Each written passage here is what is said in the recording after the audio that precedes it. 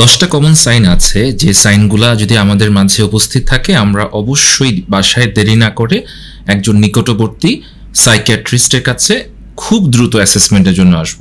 এই 10টা সাইন আমি আজকে আপনাদেরকে একটু ব্যাখ্যা করব। প্রথম যে সাইন যেটা খুব কমন সেটা হচ্ছে কি আমাদের যদি ঘুমের প্যাটার্ন অথবা খাওয়ার প্যাটার্নের সমস্যা হয়।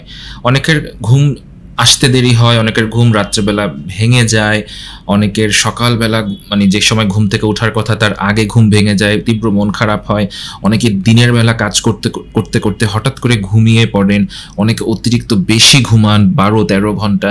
ঘুমের যে কোনো মানে প্যাটার্ন যদি সাডেন চেঞ্জ হয় এটা একটা খুবই রেড ফ্ল্যাগ, রাইট, যে আপনার কোনো না কোনো মেন্টাল হেলথ ইস্যুস হচ্ছে।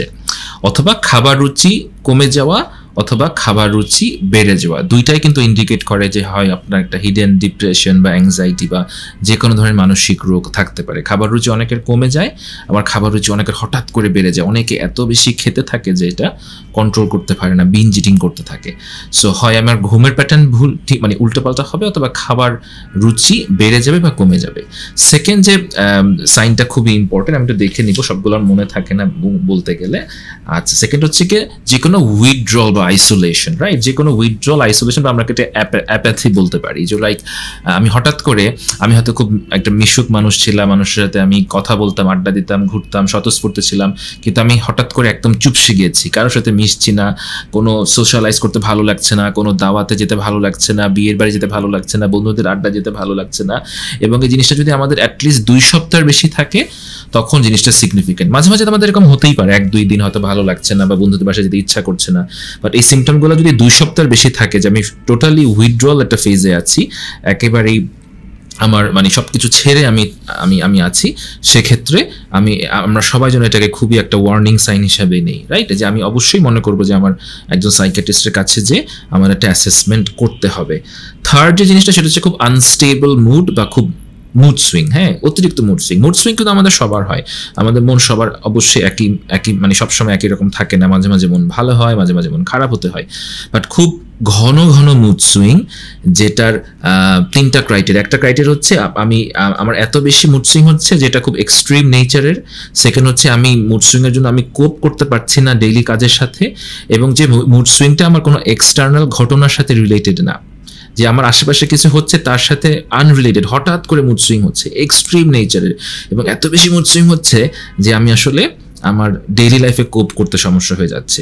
এটা ইন্ডিকেট করে আপনার এই মুড সুইংটা নর্মাল না। এখানে হয়তো কোনো একটা বাইপোলার ইস্যুস থাকতে পারে, বর্ডারলাইন পার্সোনালিটি থাকতে পারে, সাইক্লোথাইমিয়া থাকতে পারে, সিম্পল খুব সিভিয়ার ডিপ্রেশন এবং অ্যাংজাইটিতেও কিন্তু এই জিনিসটা খুব কমনলি আমরা দেখতে পাই। সো খুব আনস্টেবল মুড বা মুড সুইং যদি আমাদের থেকে থাকে তখন সেটা একটা ওয়ার্নিং সাইন যে আমাদেরকে একটু সাইকিয়াট্রিস্টের শরণাপন্ন হয়ে আমাদের ডায়াগনোসিসটা করতে হবে।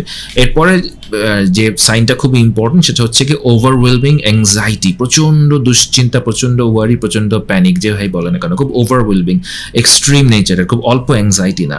এবং overwhelming anxiety can be a feature of generalise anxiety, can be a feature of panic disorder, it can be a feature of agoraphobia, ইট ক্যান বি আ ফিচার অফ borderline personality, it can also be a feature of substance abuse, it can also be feature of unresolved trauma, especially সেই সকল trauma যে যারা একটু ডিনায়ালে থাকে তখন তাদের কনস্ট্যান্ট ওয়ারি হতে থাকে। বর্ডারলাইন পার্সোনালিটি এটা খুব কমন। সো খুবই ওভারওয়েলমিং দুশ্চিন্তা যদি হতে থাকে তখন আমরা খুবই সিরিয়াস হবো যে না, আমাকে একটা অ্যাসেসমেন্ট করতে হবে। কোনোটাতে কিন্তু নিজে ডায়াগনোসিস করা যাবে না, আমাদের অ্যাসেসমেন্টের জন্য একদম সাইকিয়াট্রিস্টকে দেখাতে হবে। এরপর হচ্ছে feeling down or feeling high for more than 2 weeks. আমি এক্সট্রিম ডাউন ফিল করছি অথবা এক্সট্রিম হাই ফিল করছি, খুবই মানে মন এত ভালো অথবা মন এত খারাপ, এবং এটা পারসিস্টেন্টলি, রাইট, অ্যাটলিস্ট আমি বলবো যে 7 থেকে 14 দিনের বেশি যদি এরকম হয় তখন আমরা এই জিনিসটাকে অবশ্যই খুবই আমি বলবো যে গুরুত্বের সাথে নিয়ে আমরা বাসায় বসে থাকবো না। নেক্সট যে সাইনটা ইম্পর্টেন্ট, যে কোনো ধরনের সাবস্টেন্স ইউজ, রাইট, আমি যদি নেশা করি, ম্যাক্সিমাম ক্ষেত্রে গবেষণায় দেখা যায় যে যারা নেশা করে তাদের 50%-এর কোনো না কোনো মানসিক রোগ থাকে। অ্যালকোহল যারা খাচ্ছেন তাদের 37%-এর মধ্যে কিন্তু মানসিক রোগ থাকে। এটা একটা স্টাডিতে দেখা গেছে, একটা বড় স্টাডি। আর যারা ড্রাগ অ্যাবিউজ করে তাদের 53%-এর কোনো না কোনো হিডেন মানসিক রোগ থাকে। অনেক সময় আমরা কোনো একটা মানসিক রোগ থেকে উদ্ভূত যে কষ্ট, সেই কষ্টটাকে একটু স্তিমিত করার জন্য, লঘু করার জন্য আমরা কিন্তু অনেকেই আমরা সাবস্টেন্স ইউজ করে থাকি, starting from nicotine and weed, cocaine, and এটা কোনো শেষ নেই। সো যখনই কেউ নেশা করছে আমরা অবশ্যই তাকে একটা সাইকিয়াট্রিক অ্যাসেসমেন্টে নিব যে নেশা করছে, এটা এই নেশা করার কারণ হয়তো তার একটা মানসিক রোগ আছে, যে রোগটা যদি আমরা ঠিক করে ফেলি তার নেশা করার প্রবণতাটা হয়তো একেবারেই কমে যাবে।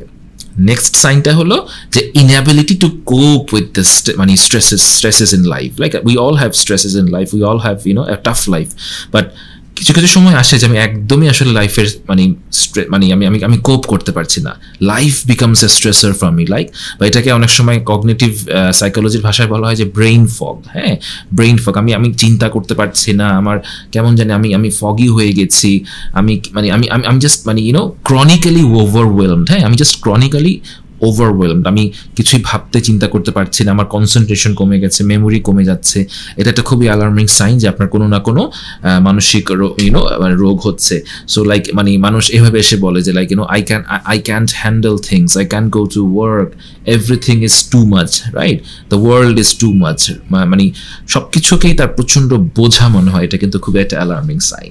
নেক্সট সাইনটা হচ্ছে আপনার এক্সট্রিম অ্যাঙ্গার ওর ভায়োলেন্স, প্রচণ্ড রাগ, অল্প স্বল্প রাগ না কিন্তু প্রচণ্ড রাগ, এবং যে রাগ থেকে কিছুটা ভায়োলেন্ট আপনি হয়ে যাচ্ছেন, হয় আপনি অন্যদেরকে মারছেন বা একটু কিছু ছুঁড়ে মারছেন বা যে কোনো প্রকারের ভায়োলেন্স। ইউজুয়ালি মানসিক রোগেরা কিন্তু খুব ভায়োলেন্ট হয় না, বরং মানসিক রোগীদের উপর কিন্তু অত্যাচার বেশি করা হয়। বাট কিছু কিছু ক্ষেত্রে কিছু কিছু মানসিক অবস্থায় মানসিক রোগীরাও কিন্তু ভায়োলেন্ট হতে পারে। সো আপনার যদি এরকম হয় যে আপনি এত বেশি রাগ যে আপনি কিছুটা ভায়োলেন্সের দিকে চলে যাচ্ছেন, তখন কোনোভাবেই আপনি এই রাগ নিয়ে ঘরে বসে থাকবেন, আপনার অবশ্যই একটা অ্যাসেসমেন্ট লাগবে। অনেক মানসিক রোগ যেমন সিভিয়ার ডিপ্রেশন, সাইকোটিক ডিপ্রেশন, আপনার borderline personality, bipolar mood disorder, in fact স্কিজোফ্রেনিয়াতেও কিন্তু আপনার এরকম প্রচণ্ড রাগের ইস্যু থাকতে পারে। ওসিডি বা পারফেকশনিস্টদের মধ্যে প্রচণ্ড রকম আপনার রাগের ইস্যুস থাকে।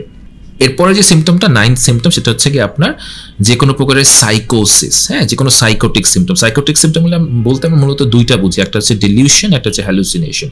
সো ডিলিউশন হচ্ছে এনি ফলস বিলিভ, যেটা তাকে যে লাইক আমি যুক্তিতে বোঝাতে পারবো না, আমার হঠাৎ করে মনে হয়েছে যে আমার ওয়াইফ পরকিয়া করে, এটা কোনো এভিডেন্স নাই, বাট আমার মনে হচ্ছে, এবং কোনো এভিডেন্স দেখালেও সেটা ভুলতে পারছে না। আমার কাছে হঠাৎ করে মনে হচ্ছে যে ব্রিটেনের রানী আমাকে পছন্দ করে। হ্যাঁ, খুবই উইয়ার্ড, খুবই অদ্ভুত বিলিভ, বাট আমি কোনো যুক্তি দিয়ে এটা আমি আসলে এটাকে আমি ঠিক করতে পারছি না। আমার হঠাৎ করে মনে হচ্ছে যে আমি হচ্ছে গিয়ে নবী এবং পুরো পৃথিবীকে ঠিক করার দায়িত্ব আমার, অ্যান্ড কোনো যুক্তি থেকে এটা আমি ঠিক করতে পারছি না। এটা একটা স্ট্রং সাইন যে আপনার মধ্যে সাইকোসিস আছে, ডিলিউশন আছে।